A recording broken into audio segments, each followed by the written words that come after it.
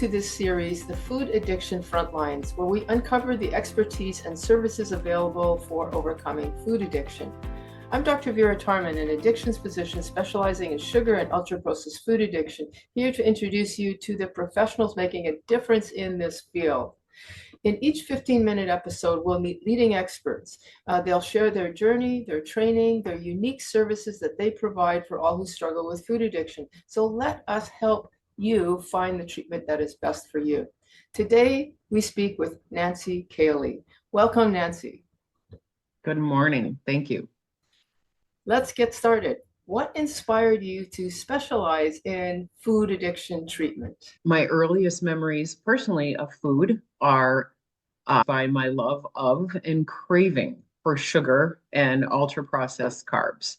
So that means I ate all of my candy and all of my sister's candy that I could get my little hands on. So needless to say, this unfolded into a lifetime of struggle with sugar and food.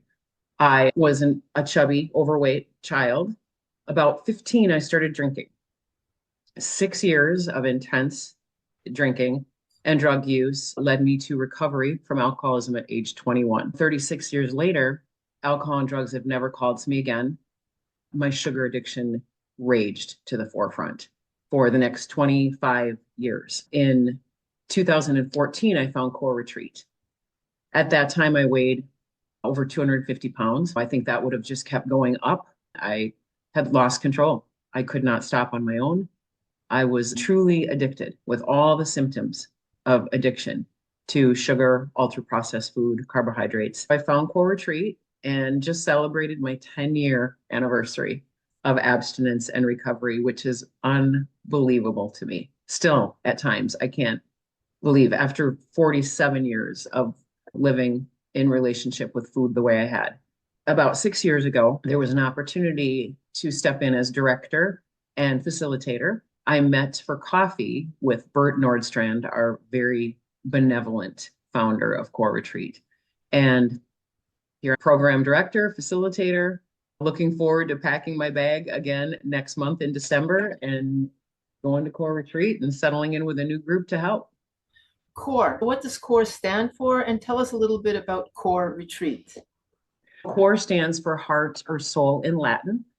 And COR Retreat is a 5-day residential detox and treatment program, 12-step based. Me and my assistant Joni go and we live there with the participants. We help with a clear food plan that takes out all sugar, sweeteners, flours, any processed carbohydrates. It's whole healthy food. And we work on steps 1, 2, and 3 of the 12-step program. Talk, teach, educate about the illness model. It's quite a unique experience. For me, my life, I feel so blessed and honored to work with it. So this is a place that a person goes. Can you tell us a little bit about the location? It's quite unique, and I understand it's quite affordable. Yeah, like I said, Bert is our generous founder who himself over 40 years in recovery from food addiction. And so he wants to help people. We were located in Minnesota, in Wayzata, Minnesota. There's a retreat center that we rent for the time that we're there. They make all of our food for us. We're all together the whole time. And yeah, people fly in from all over. We just had another person from Canada this past month. So I always love it when Canadians come down to visit us. So it's a location where a person stays for the 5 days. They are given their food, which is abstinent. Do you have groups or one-on-one therapy? Yep. What do you actually do? We do group from morning. We start at 7:30 and we go until about 9 at night with a few breaks, an afternoon break. People usually need a little nap when they're detoxing from sugar for the first few days, definitely. And we go all day and we work together. People talk and share, and we teach, we sport, we laugh a lot, some crying. I love that group experience. I think connection to other people who understand this is one of the foundations of recovery and sustaining it, getting through it. It's not a diet. It's not like a diet with an end goal. Do you do any one-on-one support while the person's there? If they request it, sure. When we sit around at the tables and we talk, and I'm available essentially the whole time to talk with anybody, or if someone's struggling and needs extra support, definitely. And the programs are premised on a 12-step and especially steps 1 to 3. Yep. Yeah. For core retreat, it's steps 1 through 3, and then we bridge that person into the recovery community. We always connect someone with a temporary contact person that will support them through the early days and help them through the steps. Each group ends up making connections and almost always has a group chat, a group text. Some groups set up their own Zoom to support. I do 2 Zoom support groups ongoing after you leave core, which no additional charge. It's all just the basic first price of $1,250 for attendance at the 5-day retreat. And then if you're an alumni coming back, it's $950. There's an alumni program too. So once you've been there, you can come back and recharge. Sometimes people come back, they do well for a while. Being in a world that often, even around our people that love us, our family and friends that don't understand it, this road can be sometimes curvy. So even if sometimes people come back to recharge, to recommit, we have a program called Encore, which many alumni come back to. That one's a more relaxed retreat. Everybody's been there, the initial anxiety. Encore is really a beautiful experience to work on steps 4 through 12. They do a 4th and 5th step while they're there. And yeah, we do that 3 or 4 times a year, depending on the demand for it.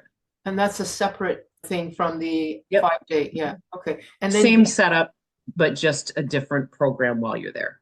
So that's core. Let's learn a little bit more about you, Nancy. What are your qualifications in food addiction? I have been licensed as an alcohol and drug counselor for almost 30 years. And like I said, I love doing group. That's probably one of the times in life for me when for that few hours, everything else falls away. And because I've watched for almost 30 years what that process can do in terms of connection. I work with people and say, this is our we, the first word of the 12 steps. And this is our we who's going to help me keep sober with food, how to live in the world so that I can go out and be a good daughter or a good sister, a good mom. I've been doing group for almost 30 years. Love it. I love listening to people's stories.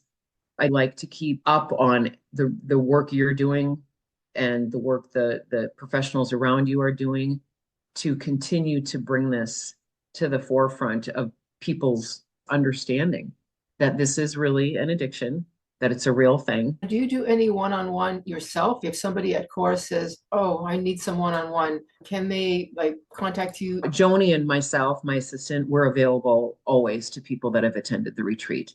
I don't do any one-on-one specific. Private practice, you don't do Correct, that? I don't. Okay. No, but Joni and I are, like I said, always available. Good. What are some strengths and unique features that you offer the food addiction community? I think the simplicity. Core retreat, one of the best things about it is the simplicity of it. Get a clear food plan, take out the things that cause cravings, ongoing support, really working with people with the understanding that this isn't a diet. We don't have a weight in mind. There's no end goal to this. This is really about shifting from that spiritual change from the inside. Spiritual is from inside. You're not saying it, but your cost is a major positive feature. It's so affordable. Vera, I'm personally really proud of that and just is being honored to be part of Core Retreat that's able to offer that. Again, Bert is a benevolent person in terms of wanting to help people find recovery. I also don't have pressure to fill the beds or get people in. It's just a gem. Core Retreat is a true gem. Mm-hmm. What do you do when you discover there are coexisting issues like anxiety, depression, bipolar, attention deficit? Often food masks those things. It does. And I think in the short time that we're there, in the 6 years I've been doing it, there's never been a mental health crisis. Definitely it's outside of Core Retreat scope. And so I would always encourage people, if they are already working with someone with mental health, with medications or something like that, to continue and to get support for that too. Those struggles are real, and always work with a mental health professional. Do you ever work with the family? Family is welcome to come and celebrate anniversaries and celebrations with people on meetings. We don't have the capacity to work with family. We support the core participants in going back into family, Mhm. knowing that can sometimes be a real struggle. And you come home and you've completely changed the way you eat. Now you're going to look at your spouse or partner and say, yeah, no, I'm not eating ice cream anymore while we're watching TV. I'm not going to make that kind of food, or I'm not comfortable making the food that you're used to eating. I support the person about how to go back into that smoothly and with as little harm as possible in the relationship. Really letting them know that's not your we, it's your husband or your partner, your family, your friends, and they're not going to understand it. They don't have to. So how do you stay in relationship with that person without getting hurt? And then hopefully try to neutralize it. Try not to get upset if they don't understand. It's okay that they don't. What are some limitations of your treatment? One of the things that people talk about is how short it is. It's a brief time. The pandemic, one of the best things to come out of that, I think, for Core Retreat was Zoom. Prior to that, I didn't do the 2-time-a-week Zoom support group ongoing. There wasn't that ability to keep connecting. It's like aftercare, essentially. And as you mentioned before, the limited scope with co-occurring disorders. What do you do for your own sanity? How do you not get in the way of your clients? An amazing mentor early in my addiction, working in addiction in my career, Robert. And he used to say, we do not take credit for people's success, and we also are not responsible if they don't make it. Given that perspective, I just understand that I'm here to provide and support, and I'm going to do the best job I absolutely can to help you, but it's your journey. With my recovery, I do in my personal life what I suggest to people to do. I do all the things that I'm recommending you do for your recovery. I have a very clear food plan. I attend my own meetings. I work with a sponsor. I sponsor some women. I exercise, definitely move my body, and I try to have a balanced life. So I do all of those things that I'm going to recommend to anybody that come in front of me do. And also that mentor used to say, don't ask people to do things that you're not willing to do. Is there anything that I missed that you would like to say about CORE? It's such a gem, Vera. It really is. For me, it was such a unique experience, and I stumbled upon it and then attended, and it changed my life. I'm so grateful that we're doing this, because someone who needs to see it or learn about CORE is going to find it. Okay, and how will they And then find they're it? going to find me. Okay. They're going to find it on CORE, CORMN.org. We have a nice website. They can go take a look.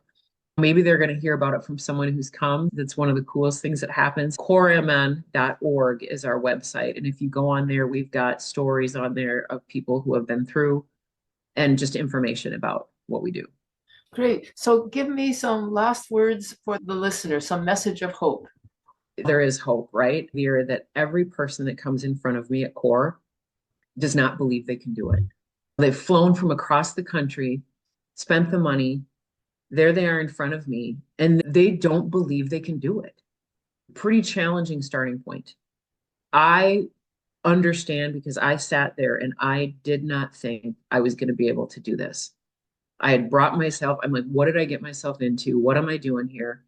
This isn't going to work anyway, because I think food addiction is a lifetime for many of us. You can do it. If I can do it, you can do it. I don't know if that resonates with people, but it really is true that if you stop, CORE provides this break from life, this short period of time where you really will have support with us. Take a look at how important this might be.